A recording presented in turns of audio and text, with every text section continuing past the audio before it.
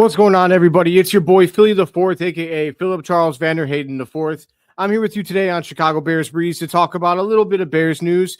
It's a pretty down part of the year. Not a whole lot is going on, but there's a couple things that did happen that I'm going to talk to you guys about on this episode. So on the last episode, I did talk about how ESPN, Bill Barnwell, old Bill over there, had to give us, a awful ranking of 15th when it came to our offensive skill group. But they did have somebody who redeemed themselves as far as ESPN is concerned.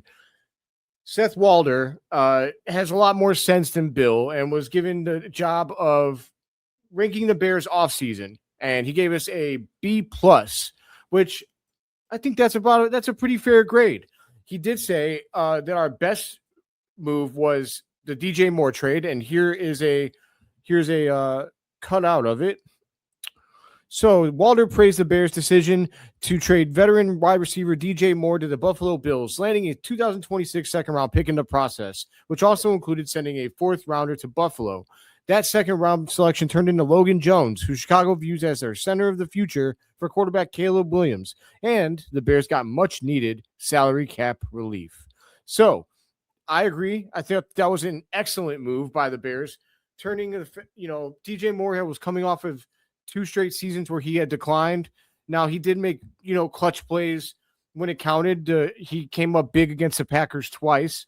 With that being said, though, it was clear that Odunze and Burden were just kind of, they were rising while DJ Moore, his best football is behind him. So while we will always love and appreciate DJ Moore in the city, it was the right time to trade him.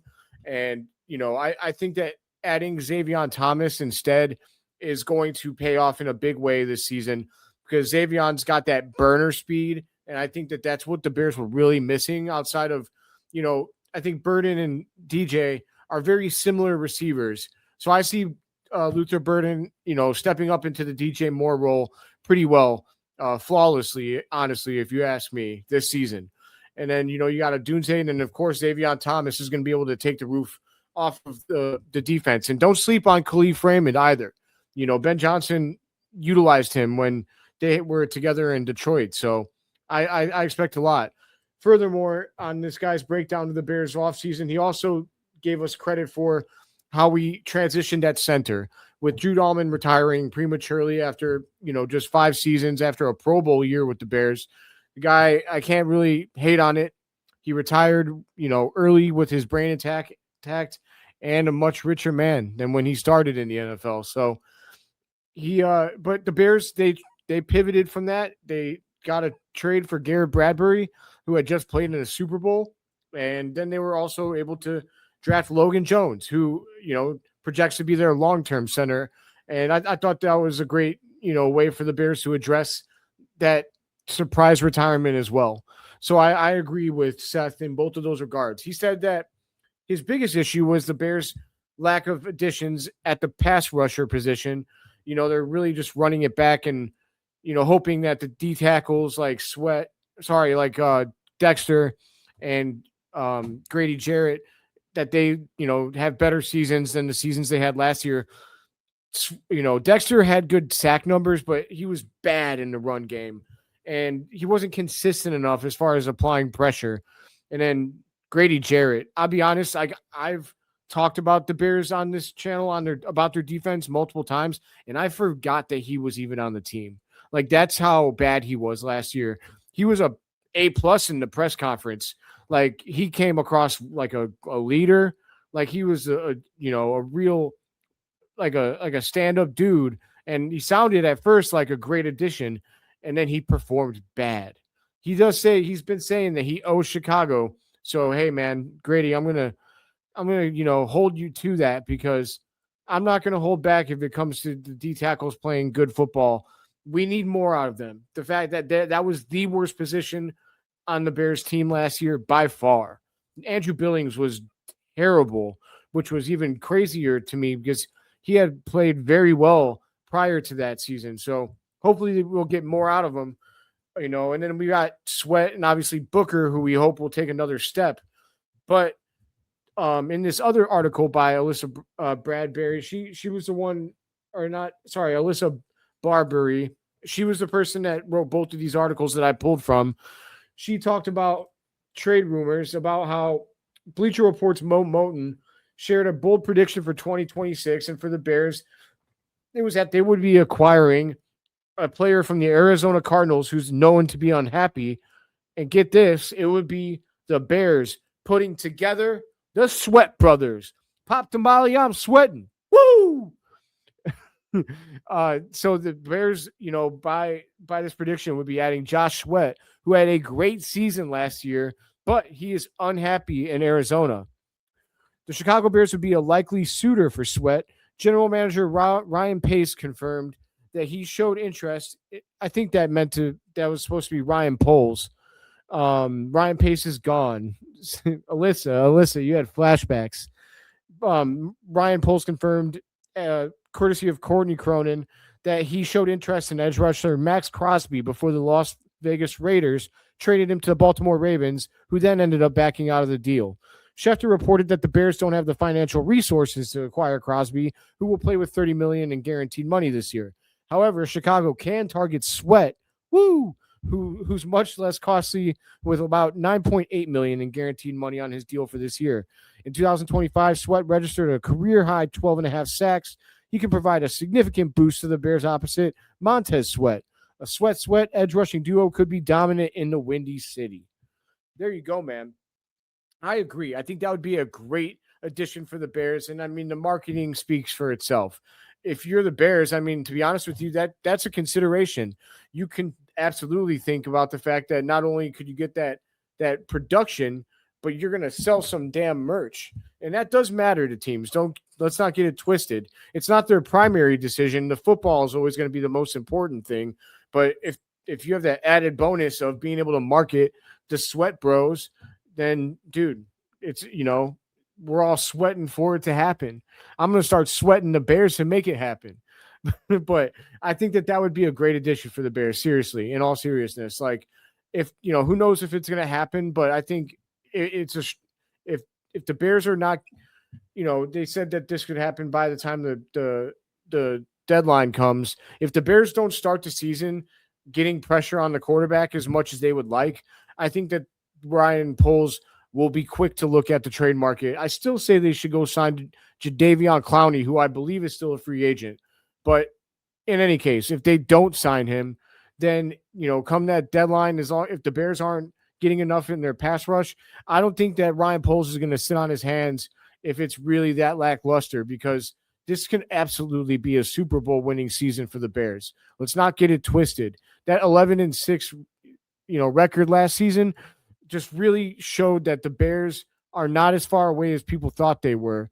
The Bears are going to be coming. And with the Bears also still, on Caleb Williams' rookie contract, who I think that's only going to be the case for 2 more seasons.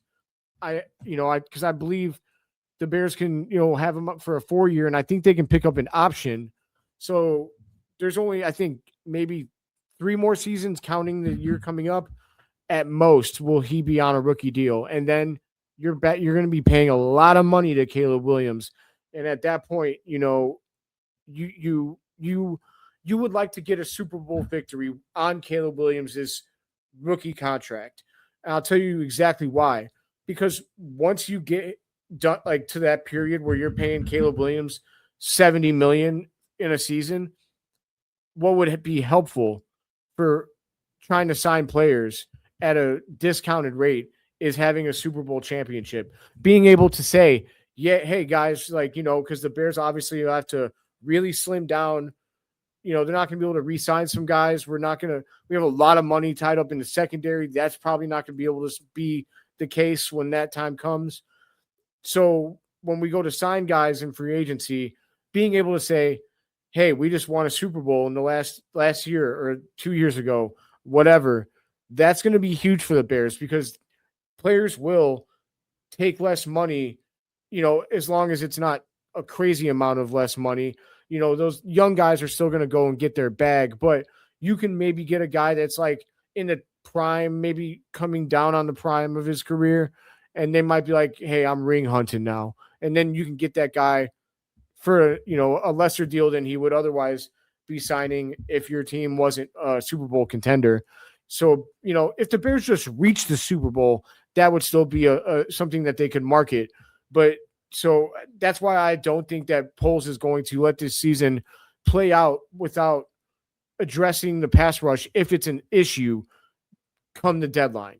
So we'll see what happens. Josh Sweat would certainly be a way to make that happen, to make that, to give the pass rush a shot in the arm.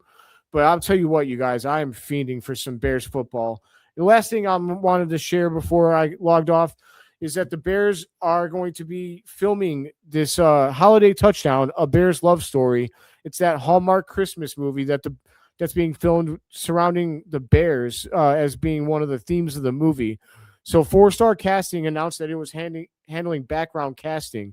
So if you're somebody that is a person that, acts or is an extra, go to 4-Star Casting on Twitter if you're a Bears fan, and you can find out the details for being cast as an extra in the movie Holiday Touchdown, A Bears Love Story. I'll tell you what, they're missing out because this guy should have been the protagonist. Who doesn't want to kiss this lovely face? All right, no jokes. But that'll do it for this episode of Chicago Bears Breeze. My name is Philip Charles VanDerHeyden IV, a.k.a. Philly the Fourth. I will have some collabs coming for you very soon. My good friend Rashab, a.k.a. The Windy City Productions, will be on this channel live with me Thursday afternoon. I'll announce it. I'll announce the legit time on Twitter, and I'll talk about it tomorrow as well. And I know I've got some other guys coming. I've got Jacob Infante coming. I think Todd Welter, one of my old editors, I'll be having him on soon. And then I'm also trying to work out a time with Taylor Dahl. She's a very busy lady. I don't know if she'll be able to fit, me in her schedule, but hopefully she can, because I would love to talk football with her. She's a very prominent person in the Bears community, and it would be an honor. So that'll do it for this episode, everybody. If you have anything that you want me to, if you have any specific episodes that you want to see me make an episode about, drop that in the comments, because I'm open to all suggestions while we're in this off-season and dead period. I'll do whatever y'all want. If you guys want me to talk about something specifically or do some sort of rankings, just let me know what you want in the comments, and I'll get it done for you. Till next time, everybody, bear down.